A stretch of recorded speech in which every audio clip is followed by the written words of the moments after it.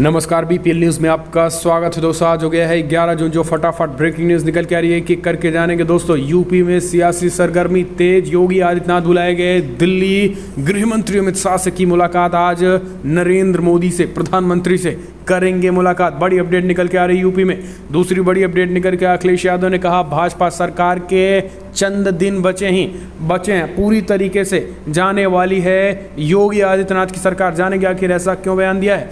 तीसरी बड़ी अपडेट निकल के आ रही है दोस्तों, आपको बता दें यूपी के प्रतापगढ़ से निकल के आ रही है, जहां पर विश्वनाथगंज के विधायक से बीजेपी एनडीए के विधायक हैं राजा भैया ने की है मुलाकात जनसत्ता दल के राष्ट्रीय अध्यक्ष। जी हाँ, दरअसल आपको बता दें 2 दिन पहले ही योगी आदित्यनाथ की पोल खोली थी, वो भी आपको बताएंगे। चौथी बड़ी अपडेट निकल के आ रही है, जिंदगियां ली गई 18 लोगों की मौत, कानपुर सड़क हादसे में हुआ है चौंकाने वाला खुलासा।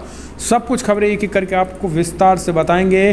कोरोना के केसेस कितने यूपी में हैं वो भी बताएंगे। जितिन प्रसाद को लेकर कांग्रेस पार्टी हमलावर हो गई है, तो सब कुछ खबर जानेंगे। लेकिन उससे पहले एक छोटा सा निवेदन, अगर आपने चैनल को अभी तक सब्सक्राइब नहीं किया तो सब्सक्राइब की लाल बटन दबाकर चैनल को सब्सक्राइब करें और 2022 विधानसभा चुनाव की अपडेट पल पल जानने के लिए चैनल को सब्सक्राइब करें। दरअसल पहली बड़ी अपडेट निकल के आ रही है, आपको बता दें मुख्यमंत्री योगी आदित्यनाथ का 2 दिवसीय दौरा, दिल्ली पहुंचे हैं कल। गृहमंत्री अमित शाह से की मुलाकात, 90 मिनट तक चली मुलाकात। आज प्रधानमंत्री मोदी से करेंगे मुलाकात।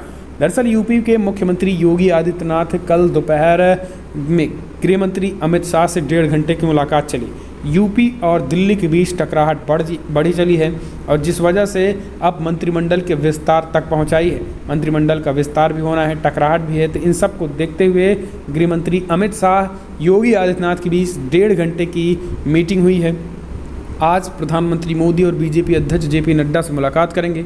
यूपी की सियासत में बीते कुछ समय से बड़े घटनाक्रम देखे जा रहे हैं। एक दिन पहले कांग्रेस से नाराज चल रहे पूर्व केंद्रीय मंत्री और युवा नेता जितिन प्रसाद ने भाजपा का दामन थाम लिया। अगले साल होने वाले विधानसभा चुनाव से पहले इसे भाजपा के लिए फायदे और कांग्रेस के लिए एक बड़े झटके के रूप में देखा जा रहा है। गौरतलब है कि पीएम मोदी और सीएम योगी की मुलाकात ऐसे समय में हो सकती है जब ऐसी अटकलें लगाई जा रही थी कि भाजपा का राष्ट्रीय नेतृत्व यूपी में अपनी सरकार को लेकर चिंतित है। राज्य में एक और जहां पार्टी के अपने विधायक और सांसद सार्वजनिक तौर पर शिकायतें कर रहे हैं, वहीं प्रधानमंत्री नरेंद्र मोदी का मुख्यमंत्री योगी आदित्यनाथ को उनके जन्मदिन पर बधाई न देना चर्चा का विषय था। चर्चा गर्म थी। भाजपा के शीर्ष नेता योगी आदित्यनाथ सरकार द्वारा कोविड से निपटने की आलोचना से चिंतित थे और इस बीच योगी आदित्यनाथ का अमित शाह और मोदी से मिलना ये कहीं न कहीं एक तरीके से यूपी से लेकर दिल्ली तक सियासत गर्म हो चली है। अगली अपडेट लेते हैं। अखिलेश यादव ने कहा भाजपा सरकार के चंद दिन बचे हैं। समाजवादी पार्टी के राष्ट्रीय अध्यक्ष अखिलेश यादव ने कहा है कि यूपी कोरोना संक्रमण के साथ राजनीतिक संक्रमण से जूझ रहा है। भाजपा सरकार के कुछ ही दिन बचे हैं, ऐसे में अब मुख्यमंत्री का नियंत्रण भी ढीला पड़ता जा रहा है। जिस तरीके से दिल्ली लखनऊ के बीच तनातनी के संकेत हैं, उसे लगता है कि जो दिख रहा है वो अगले संकट का संकेत है। अखिलेश यादव ने गुरुवार को जारी बयान में कहा है कि मुख्यमंत्री को उनके अफसर हकीकत से रूबरू कराने से बचते रहें, क्योंकि वो भी जानते हैं कि प्रदेश में भाजपा के विरोध और समाजवादी पार्टी के पक्ष में लहर 2022 का संकेत है। सपा अध्यक्ष ने कहा है कि कोरोना संक्रमण की संख्या आंकड़ों में भले हेरा फेरी से कम हो गई हो, लेकिन अभी भी हॉस्पिटलों में और घरों में संक्रमित कम नहीं है। खुद पीजीआई की सर्वे की रिपोर्ट में खुलासा हुआ है कि 80% मरीजों के साइनस पर फंगस हमला कर रहा है। यूपी में फंगस हमला कर रहा है और योगी बीजेपी आपस में ही हमला कर रहे हैं। जब यूपी में चुनाव से पहले आपस में ही टकराहट है, ऐसे में कोरोना काल में बीजेपी सरकार आने वाले समय में जनता माफ़ नहीं करेगी और इसका एक एक हिसाब लेगी। अगली अपडेट लेते हैं। अनुप्रिया पटेल से भी भाजपा पर बढ़ाया दबाव, मंत्री बनाने की रखी मांग, केंद्र और राज्य मंत्रिमंडल एक एक पद मांगा। जी गृह मंत्री अमित शाह से की मुलाकात सीएम योगी आदित्यनाथ के बाद।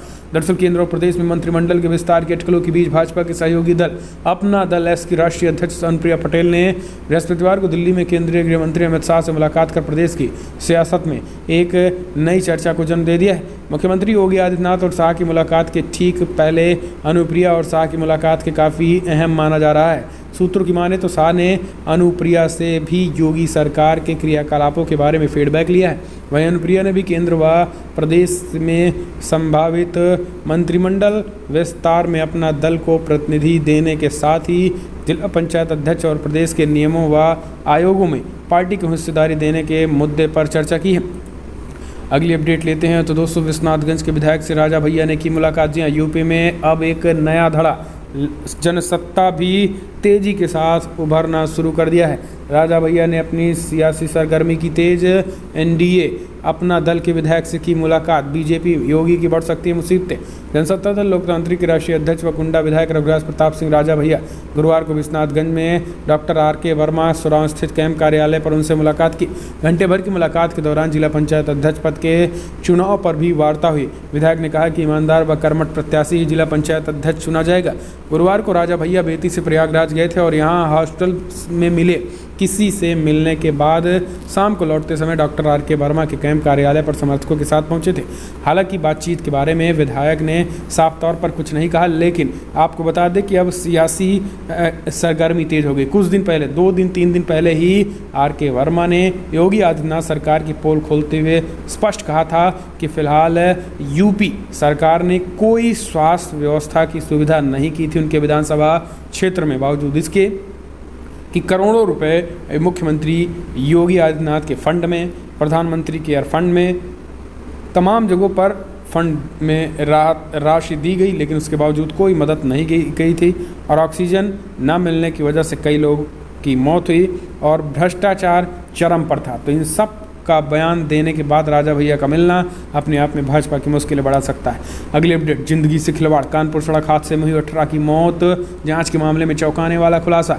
दरअसल कानपुर हादसे के पीछे बस चालक के साथ ट्रैवल वालों की भी बड़ी लापरवाही सामने आई है। बस की क्षमता 52 यात्रियों की थी, जबकि उनमें 115 से अधिक यात्री बैठे थे। जहां तक कि बस की गैलरी में भी यात्री भरे थे। ये यात्री 3 ट्रैवल्स कंपनियों ने बैठाए थे। पुलिस प्रशासन और RTO की टीम ने जांच के दायरे में ये तथ्य शामिल किया है। इन पर भी कार्रवाई होनी तय है। जिस टेम्पो से कर्मचारी को लाया और ले जाया जाता था वो भी पूरी तरीके से कंडम थी। माँ पीतरम्बा बस सर्विसेज की डबल डेकर बस की क्षमता 52 यात्रियों की थी। बाराबंकी से बस गुजरात के लिए रवाना हुई थी। फसलगंज में कल्पना ट्रैवल समेत 3 ट्रैवल वालों ने भी अपने यात्री बैठा दिए थे। तो दोस्तों, इस तरीके की लापरवाही के साथ साथ अब जो बड़ी खबर निकल के आ रही है कि ड्राइवर जो है वो नशे में भी था। ये भी बड़ी खबर निकल के आ रही है, ड्राइवर नशे में भी था और जितनी क्षमता थी उस क्षमता से 2 गुना ज़्यादा यात्रियों को भी बैठा रखा था और इस वजह से 18 लोगों की जान चली गई है। अगली अपडेट, यूपी में कोरोना वायरस संक्रमण पर प्रभावी नियंत्रण, 24 घंटे में 642 मामले आए। वैश्विक महामारी कोरोना वायरस में तेजी से बढ़ते प्रसार पर योगी आदित्यनाथ सरकार ने नियंत्रण कर लिया। ट्रैक, ट्रेस तथा ट्रीट का बड़ा असर हो गया है। यूपी के सभी 75 जिलों में कोरोना कर्फ्यू हटने के बाद से बीते 24 घंटे में 642 नए संक्रमित मामले आए हैं, जबकि 82 लोगों की मौत हो गई है। अब रिकवरी रेट 98% हो गई है। यूपी में बीते 24 घंटे में 3,57,31 सैंपल की टेस्टिंग की गई, जिसमें 642 संक्रमित मामले हैं, जो कि काफ़ी कम हैं। अगली अपडेट लेते हैं दोस्तों, बड़ी खबर निकल के आ रही है जहां पर भाजपा को जितिन रोज गालियां देते थे, अब क्या उन्हें प्रसाद मिल गया है? कांग्रेस पार्टी ने बोला बड़ा हमला। कांग्रेस नेता जितिन प्रसाद की पार्टी छोड़ भारतीय जनता पार्टी में शामिल होने के फैसले को सियासी गलियारों में खूब चर्चा हो रही है। दरअसल जितिन प्रसाद कांग्रेस नेता राहुल गांधी के करीबी नेताओं में से माने जाते थे। यूपी में जितिन प्रसाद के एक प्रमुख ब्राह्मण चेहरा थे, जो कि कांग्रेस के ब्राह्मण वोट बैंक को अपने पाले में लेने के लिए महत्वपूर्ण भूमिका निभाते थे। लेकिन अगले साल होने वाले यूपी विधानसभा चुनाव से पहले जितिन प्रसाद ने भाजपा में शामिल होकर कांग्रेस को बड़ा झटका दे दिया। इस मामले में कांग्रेस के वरिष्ठ नेता कपिल सिब्बल ने भी कड़ी प्रतिक्रिया दी है। कपिल सिब्बल ने जितिन प्रसाद और भारतीय जनता पार्टी पर निशाना साधते हुए कहा है कि जिस पार्टी के मंच से आप रोज भाजपा को गालियां देते थे, अब आज वही आपको अच्छी लगने लगी है और वहीं आपको प्रसाद मिलेगा। क्या इस तरीके की बातें कही। हम चलते हैं अपडेट। यूपी कांग्रेस ने योगी सरकार पर बोला बड़ा हमला, कहा सत्ता का दुरुपयोग कर पार्टी कार्यकर्ताओं के खिलाफ मुकदमे दर्ज कर रही योगी सरकार। दरअसल कांग्रेस ने यूपी की योगी आदित्यनाथ सरकार पर सत्ता का दुरुपयोग कर पार्टी कार्यकर्ताओं के खिलाफ मुकदमे दर्ज कराने का आरोप लगाया।